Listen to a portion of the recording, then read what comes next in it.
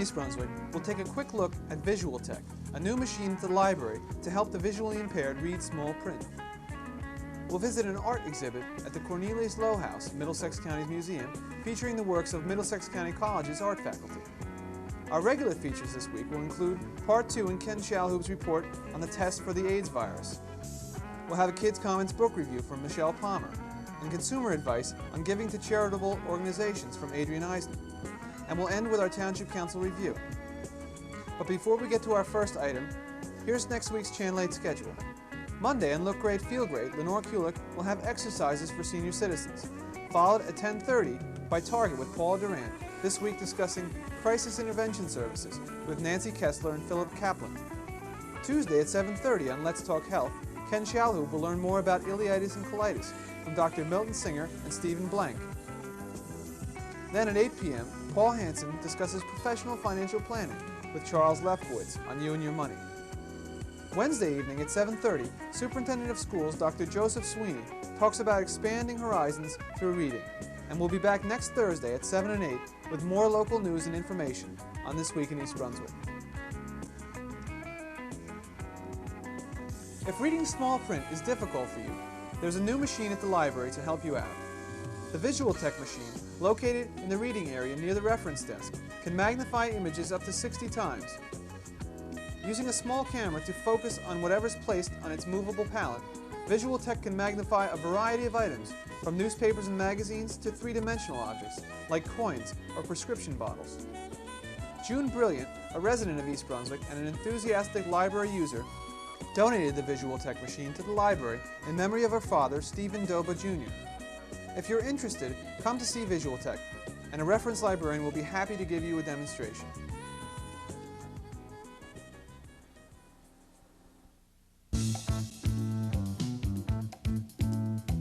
The Great AIDS Race, Part 2, the test. How does it work? Well, it uses monoclonal antibodies, and we've discussed monoclonal antibodies on some of the other Let's Talk Health shows that I've done. They're very specific antibodies that are against a certain specific protein, depending upon how they set it up. These monoclonal antibodies are against the antibodies that a person produces as a result of being exposed to the virus. So what the test does is, you present a sample of blood from the donor with dead pieces of the skin of the virus that causes AIDS. And these pieces of the virus skin are mounted onto a backbone such as a plastic bead or a plastic paddle. Now, if antibodies to the virus are present in the donor's blood, they'll attach to those virus parts, which are mounted to the plastic beads. Then those plastic beads are presented to an antibody indicating system.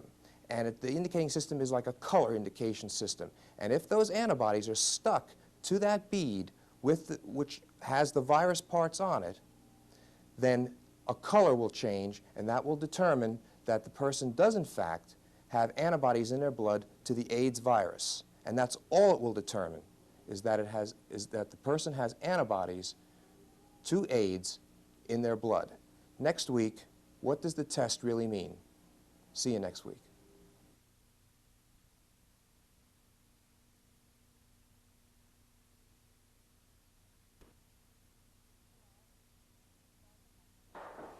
Hello, my name is Barbara Hutchings, and I'd like to welcome you today to the Cornelius Lowe House, the Middlesex County Museum.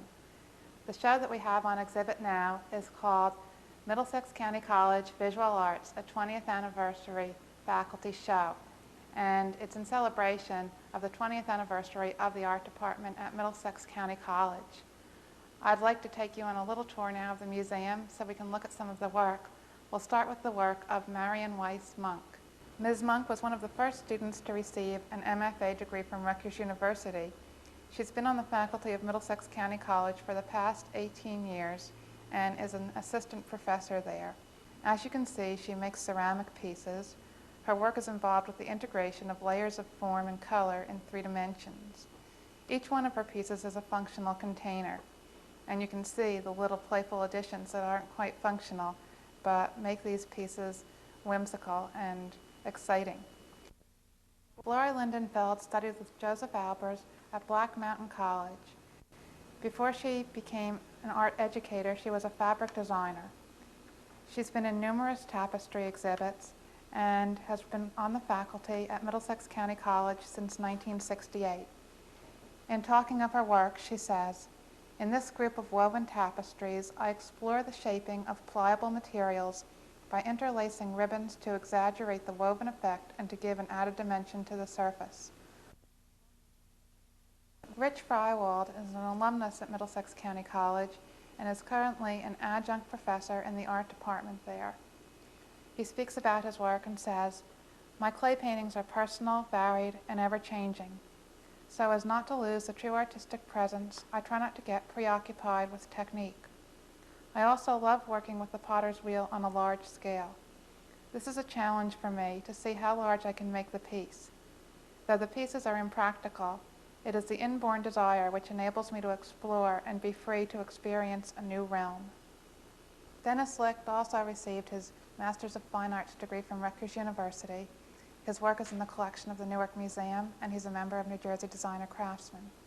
He's been teaching at Middlesex County College since 1976, and he is now the assistant chairperson of the Department of Art.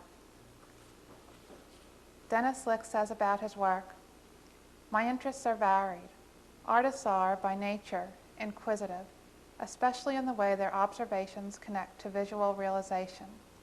Some things that interest me are mundane to others: domestic architecture, urban decay, Art Deco, folk art, and primitive cultures. What I experience in the world gets filtered into my work. Living in the modern world is a condition of contradictions, a proximity of opposites, which translates to how an individual can feel rage and ecstasy at the same time. Painting is my attempt to come to grips in defining this dilemma." The Cornelius Lau House is administrated by the Middlesex County Cultural and Heritage Commission. The Commission has a history of working with Middlesex County College to co-sponsor, develop, and coordinate arts events for Middlesex County. The first of these events was the Middlesex County Teen Arts Festival and New Jersey Committee Arts for the Handicap Festival, which are both held at Middlesex County College.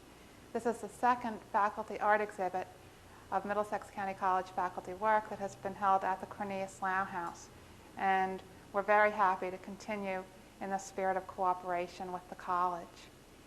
This exhibit will be open through May 12th. Our hours are Tuesday through Sunday from 1 to 4 p.m. each day. We're closed holidays. We're located at 1225 River Road in Piscataway, New Jersey. If you have any questions about the exhibit or would like to arrange for a group to visit, you can call us at 201-745-4177 on weekdays.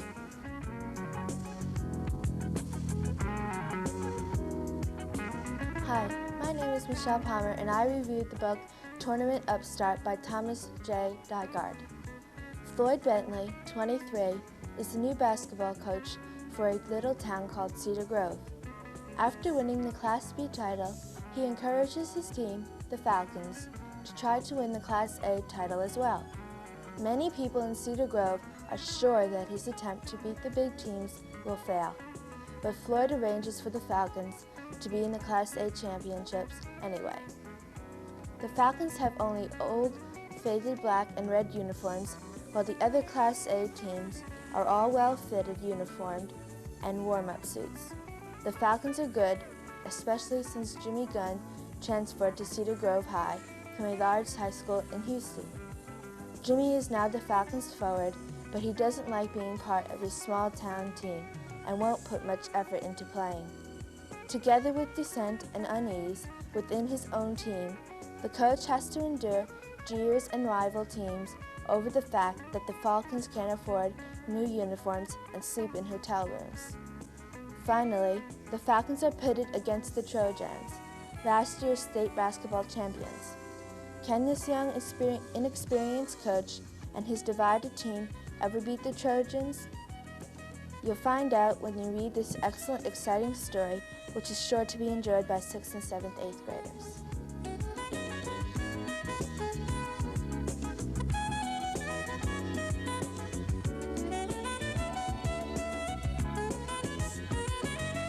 Hello, and welcome to Consumer Aware.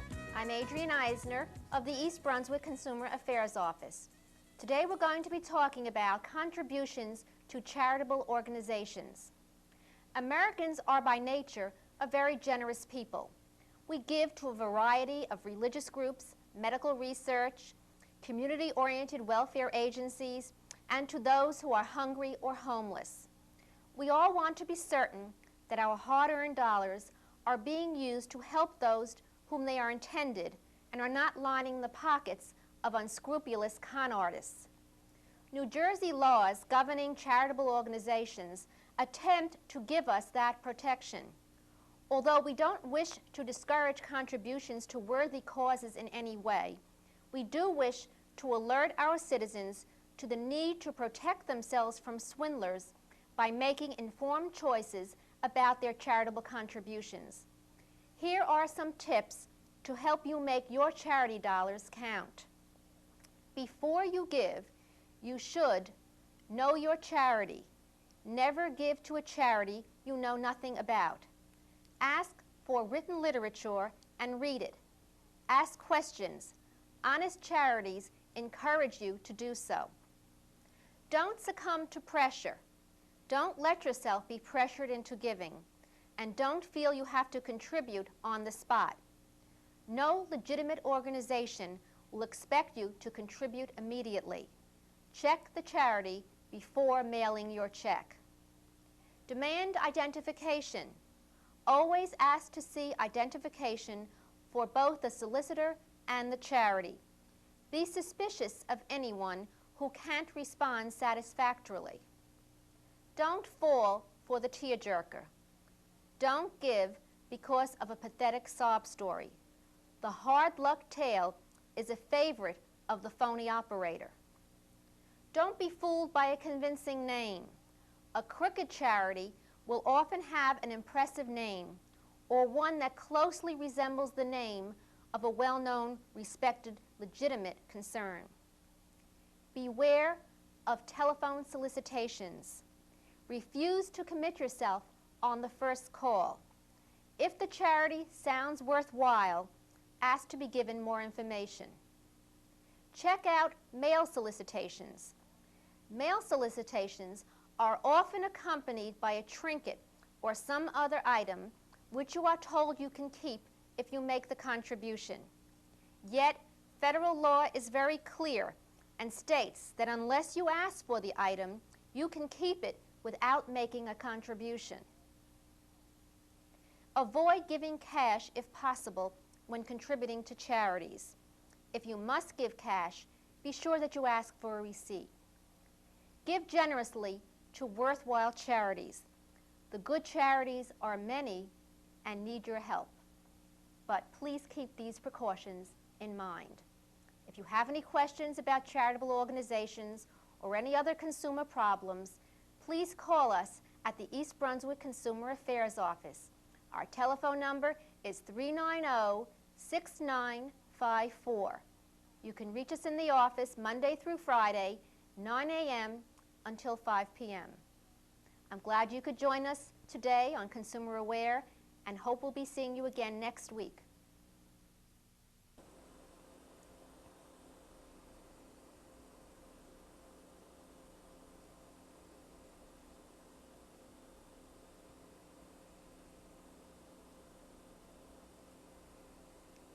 Be a volunteer against illiteracy. For further information in Middlesex County, call 679-5622.